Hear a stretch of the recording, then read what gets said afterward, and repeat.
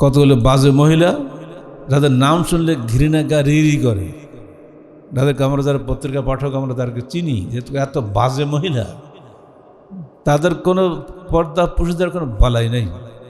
আর জেনা ব্যবসায়ীতে কিছুই ম্যারিমেন্ট, এটা হ্যাপিনেস, কোনো ব্যাপারই না, মনে আসলে করে ফেললাম যাবো।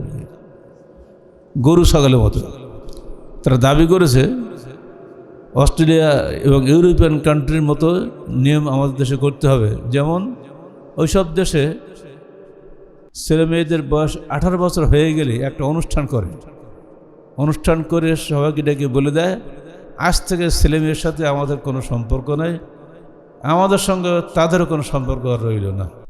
অর্থাৎ এখন ছেলেরা স্বাধীন। গরু যেরকম একটু বাছুর বড় হওয়ার পরে গরু স্বাধীন হয়ে যায় না, এখন এই গরুই পরে দেখা যায় তার মায়ের সঙ্গে মিলন করছে, তাই তো হয়। গরু বড় হলে কি হবে, ওকে বোঝে নেই মা খালা কোনটা।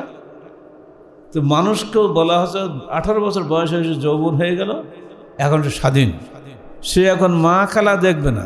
এই নিকৃষ্ট ব্যবস্থা কি আপনারা চান? কোনো পাগলও চাইবে না, পাগলও বোঝে ওইটি আমার বাপ।